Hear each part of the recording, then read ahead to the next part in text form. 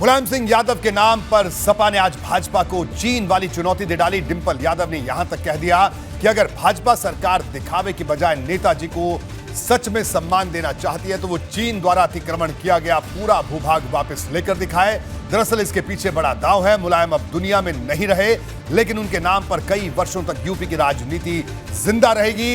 इसे इस बात से समझिए कि जिस मुलायम सिंह यादव को भाजपा के नेता कभी अब्बा जान तो कभी अयोध्या आंदोलन का सबसे बड़ा विलन बताते थे, उन्हीं को ही केंद्र सरकार ने पद्म विभूषण से सम्मान से नवाजा, और वो भी असाधारण और विशिष्ट सेवा के लिए।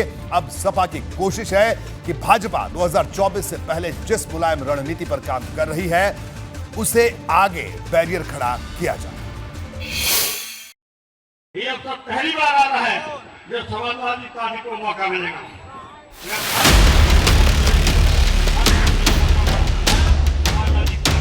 भाजपा ने मुलायम के नाम पर अपनी राजनीति को नई दिशा देने की पहल तेज कर दी है, क्योंकि यही वो भाजपा है जिसने विधानसभा चुनावों से पहले एक कैंपेन शुरू किया था जिसका टाइटल था भूले तो नहीं। 30 अक्टूबर को यूपी भाजपा के ट्विटर हैंडल से ट्वीट हुआ जिसमें लिखा था, अब्बा जान ने चलाई थी निहत्थे राम भक्तों पर गोलियां, खास वोट बैंक के लिए प्रभु राम के अस्तित्व को दिया था नकार, ऐसी थी सपा सरकार। सिर्फ विधानसभा चुनाव के पहले तक ही नहीं, 2 दिन पहले तक भाजपा के प्रदेश अध्यक्ष बरेली में थे तो मुलायम को अयोध्या का विलन बताया था। समाजवादी पार्टी का जो इतिहास रहा है आज तक, तो उन्होंने हमेशा हमारे आस्था के केंद्र, हमारे धार्मिक केंद्रों पर हमेशा उन्होंने, आपने देखा होगा अयोध्या में कार सेवकों पर, निहत्थे कार सेवकों पर जिस प्रकार से गोली चलाई गई और कार सेवकों का नरसंहार हुआ, उस समय सरकार समाजवादी पार्टी की थी, मुलायम सिंह जी मुख्यमंत्री थे। मुलायम को पद्म विभूषण मिलने के बाद संभव है कि अब भाजपा मुलायम के नाम को ज्यादा न घसीटे। इसकी एक बड़ी वजह यूपी की सियासत है, जिसमें यादव वोटर की अहम भूमिका है और भाजपा के मिशन में यादव वोटर भी शामिल हैं, क्योंकि यूपी में 19% मुस्लिम वोट बैंक है और उसके बाद समुदाय के मामले में दूसरा सबसे बड़ा वोट बैंक यादवों का है। माना जाता है कि यूपी में 11% के लगभग यादव वोटर हैं और 2019 के लोकसभा चुनाव में भाजपा यादव वोट बैंक में कुछ हद तक सेंधमारी में कामयाब भी रही थी, लेकिन अब 2024 में भाजपा 19 के चुनाव से आगे बढ़ने की तैयारी कर रही। अब इसमें मेरा ये कहना है कि इस पर राजनीति करने का ये विषय नहीं है। ऐसे सम्मानित नेता का इस तरह सम्मान होना हमारे लिए, सबके लिए गर्व की बात है। इसमें राजनीति नहीं करनी चाहिए। वो राजनीति कर रहे हैं। हाँ, निश्चित रूप से वो राजनीति कर रहे हैं। उनके पास कोई विषय अब बचे नहीं है, वो बेरोजगार हो गए, जनता ने उन्हें बेरोजगार कर दिया, तो इस तरह के अनावश्यक विषय उछाल के वो राजनीति करने का काम कर रहे हैं। मुलायम के निधन के बाद जब मैनपुरी सीट पर लोकसभा का उपचुनाव हुआ तो सपा ने भाजपा को करारी शिकस्त दी।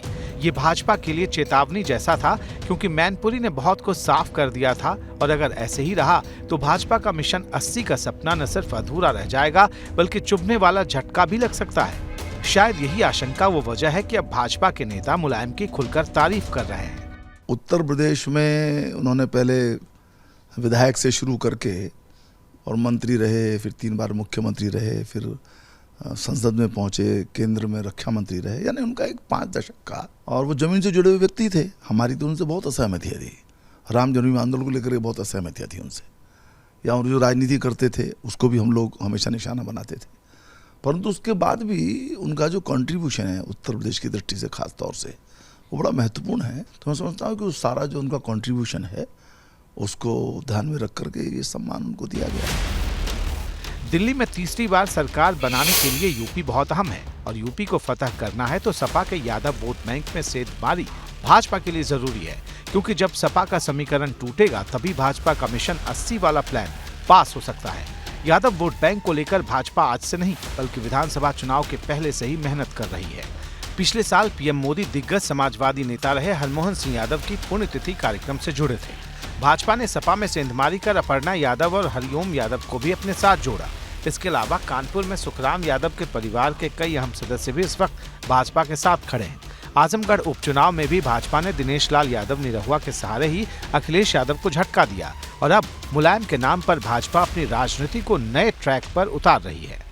भारतीय जनता पार्टी उनके नाम पर जिस तरीके का बैकवर्ड को कॉलराइज करना चाहती है वो उसके पीछे की ये कहानी है। और भारतीय जनता पार्टी अगर इसको करना भी चाहेगी तो उसका लाभ सीधे सीधे पिछड़ों को अपने साथ जोड़ने के लिए करना चाहेगी।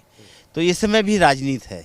भारतीय जनता पार्टी पिछड़ों को कैसे अपने साथ जोड़ के रखे, वो इसके लिए एक सगुफा तैयार करेंगे।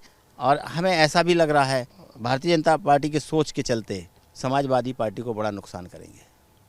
कुल मिलाकर मुलायम सिंह यादव को पद्म विभूषण सम्मान देने के पीछे भाजपा ने एक सियासी संदेश देने का काम किया और सपा भी इसे बखूबी समझ रही। तभी तो मुलायम को पद्म विभूषण मिलते ही सपा ने भारत रत्न की मांग उठानी तेज की। इसके साथ ही भाजपा पर मुलायम के सहारे हमला तेज हो गया। सपा ने भाजपा को चीन वाली चुनौती देते हुए ट्वीट किया, अगर बीजेपी सरकार दिखावे के बजाय श्रद्धेय नेताजी को सच में सम्मान देना चाहती है तो चीन द्वारा अतिक्रमण किया गया पूरा भूभाग वापस ले। नेताजी अपनी भारत भूमि से बेहद प्यार करते थे और चीन के खिलाफ उन्होंने सदैव हर सरकार को सतर्क भी किया और स्वयं रक्षा मंत्री रहते हुए चीन को करारा जवाब भी दिया था। यानी सियासत यूपी की हो रही और मुद्दा चीन का उठ रहा। डिम्पल यादव ने भी चीन के मुद्दे के सहारे यूपी में भाजपा की मुलायम रणनीति को पस्त करने की कोशिश की। नेताजी ने हमेशा संसद में आवाज उठाई थी कि हमें चीन से सावधान रहना है। हमेशा जब मैं भी सांसद थी तो मैं समझती हूँ हर सेशन में उन्होंने बात उठाई थी और सरकार को पारदर्शिता दिखानी चाहिए इस मामले में। अगर सरकार चाह रही है, अगर सांसद लोग चाह रहे थे बजट इस सेशन में जो अभी खत्म हुआ इसमें चाह रहे थे कि हम चाइना पे डिस्कशन करें, लेकिन सरकार इस बात को नहीं मानी है। तो पारदर्शिता के साथ, तथ्यों के साथ सरकार सामने आई। कहा जा सकता है कि मुलायम सिंह यादव के सियासी विरासत पर भाजपा की पैनी नजर है और 2024 के चुनाव में यादव वोट बैंक भी भाजपा के लिए अहम है। Bureau report, ABP Ganga.